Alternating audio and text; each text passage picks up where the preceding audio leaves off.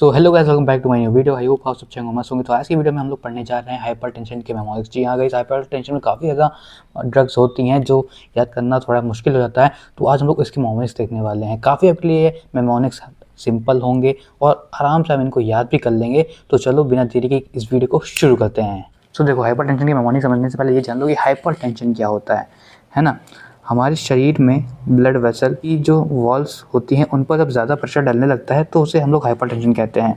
इससे हमारा हार्ट को खून पंप करने के लिए नॉर्मल से ज़्यादा मेहनत करनी पड़ती है।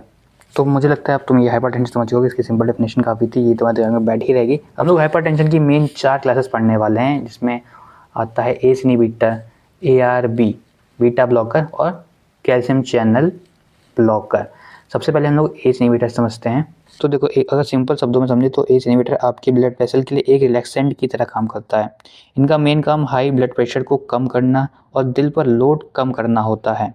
हमारी बॉडी में एक एंजाइम होता है जिसे एस इनहिबिटर कहते हैं, जिसे एंजियोटेंसिन कन्वर्टिंग एंजाइम कहते हैं। इसका काम एक ऐसा केमिकल बनाना है जो ब्लड वेसल को टाइट यानी सिकोड़ देता है। जब ये नसें सिकुड़ती हैं तो प्रेशर बढ़ जाता है। साथ ही ये बॉडी को नमक और पानी रोकने का सिग्नल देता है, जिससे खून का वॉल्यूम बढ़ जाता है और प्रेशर और ज़्यादा हो जाता है। अभी जानो कि एस इनहिबिटर का काम क्या होता है। जैसे तुम समझ सकते हो इसके नाम में इनहिबिटर आ रहे हैं, यानी ये किसी एंजाइम को रोक रहा है। तो जब वो टाइट करने वाला केमिकल नहीं बनता है तो ब्लड वेसल रिलैक्स्ड यानी चौड़ी हो जाती हैं। यानी सिंपल भाषा में कहो तो नसें खुल जाती हैं। जब रास्ता चौड़ा होता है तो ब्लड आसानी से फ्लो करता है और प्रेशर अपने आप गिर जाता है, यानी प्रेशर कम हो जाता है। अब हार्ट को ब्लड पंप करने के लिए ज़्यादा मेहनत नहीं करनी पड़ती, यानी अब आपके हार्ट को राहत मिलती है एक तरीके से। और इसका सबसे बड़ा साइड इफेक्ट है ड्राई कफ यानी सूखी खांसी। और ये इसलिए होता है क्योंकि ये हमारी बॉडी में एक सब्सटेंस यानी जिसे हम लोग कहते हैं ब्रेडिकाइनिन, उससे ये बढ़ा देता है। अब ARB क्या होता है? ARB का मतलब है एंजियोटेंसिन सेकेंड रिसेप्टर ब्लॉकर। अगर एस इनहिबिटर केमिकल को बनाने से रोकता है तो ये उस केमिकल को लॉक कर देता है। हमारी बॉडी में एक केमिकल होता है जिसे एंजियोटेंसिन सेकेंड कहते हैं। ये एक गुंडा की तरह होता है, हमारे ब्लड वेसल को टाइट कर देता है और ब्लड प्रेशर बढ़ा देता है। तो ये काम कैसे करते हैं? तो इमेजिन करो कि ये एक ताला है, ताला यानी रिसेप्टर, और एक चाबी है। चाबी क्या है? Angiotensin second.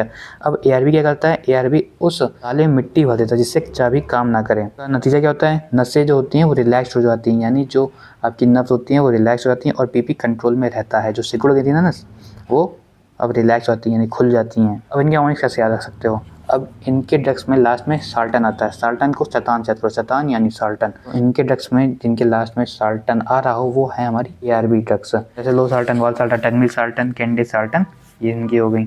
हम लोग समझते हैं बीटा ब्लॉकर्स क्या होता है। बीटा ब्लॉकर्स को हम आसान भाषा में समझें तो देखो, एस इनहिबिटर जो होता है वो हमारी जो नसें होती हैं उनको रिलैक्स करता है, और जो बीटा ब्लॉकर जो होता है वो डायरेक्ट हमारे दिल को यानी हार्ट को रिलैक्स करता है। जब हम टेंशन में होते हैं या गुस्सा करते हैं तो हमारी बॉडी एड्रेनलिन नाम का एक हार्मोन निकालती है। ये जो हार्मोन होता है ये हमारे हार्ट के वॉल पर जाके एक तरीके से दस्तक देता है, नॉक करता है। इससे हमारा दिल तेज धड़कने लगता है और ब्लड प्रेशर बढ़ जाता है। तो बीटा ब्लॉकर काम कैसे करता है? बीटा ब्लॉकर एक ईयर प्लग की तरह होता है, यानी कान में लगाने वाली रुई की तरह होता है। ये हार्ट की वॉल्स को यानी रिसेप्टर को ब्लॉक कर देता है ताकि एड्रेनलिन की आवाज़ दिल तक यानी हार्ट तक ना पहुंचे। हार्ट को लगता है कि सब शांत हो गया है, हार्ट स्लो हो जाता है और हार्ट कम जोर लगाकर ब्लड को पंप करता है। इससे BP अपने आप नीचे आ जाता है।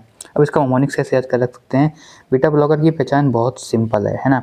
बीटा ब्लॉकर भी वैसे ही जैसे बाकी सारे इसके ड्रग्स क्लासेस के ड्रग्स थे, इनके लास्ट में लॉल आता है, जैसे कि प्रोपेनोलॉल, मेटोप्रोलोल। तो जिन ड्रग्स के लास्ट में लॉल है वो है आपका क्या है? आपका बीटा ब्लॉकर है आपका। अब इनके साइड इफेक्ट्स जान लो। जो अस्थमा वाले पेशेंट होते हैं उनको बीटा ब्लॉकर बहुत सोच समझ के दिया जाता है, क्योंकि ये कभी कभी सांस की नली यानी उनके एयरवेज को थोड़ा ब्लॉक कर सकते हैं। इससे इंसान को फटीग महसूस होता है क्योंकि ये हार्ट को बहुत ज़्यादा ही स्लो कर देता है। कैल्शियम चैनल को सिंपल भाषा में समझे तो देखो, बीटा ब्लॉकर जैसे कि हमारे हार्ट को शांत कर रहा था, कैल्शियम चैनल ब्लॉकर हमारे वेसल्स की दीवारों को रिलैक्स करता है। हमारे बॉडी की मसल चाहे वो हार्ट की हो या ब्लड वेसल की हो, कॉन्ट्रैक्ट करने के लिए कैल्शियम की ज़रूरत पड़ती है, यानी सिकोड़ने के लिए कैल्शियम की ज़रूरत पड़ती है। जब कैल्शियम हमारे नर्व्स के सेल में एंटर करता है तो वो सेल टाइट हो जाती हैं। इससे नसें यानी जो वेसल्स होती हैं वो पतली हो जाती हैं और ब्लड प्रेशर बढ़ जाता है। अब ये कैल्शियम चैनल कैसे काम करता है? कैल्शियम चैनल एक गार्ड की तरह होता है, यानी गेट कीपर का काम करता है। ये उन रास्तों को ब्लॉक कर देता है जहाँ जहाँ से कैल्शियम सेल अंदर जाता है, यानी ये उनको रोकता है कि भैया नहीं जा सकते हो कैल्शियम भाई, बाहर ही रहो। जब कैल्शियम अंदर नहीं जा पाता है तो मसल को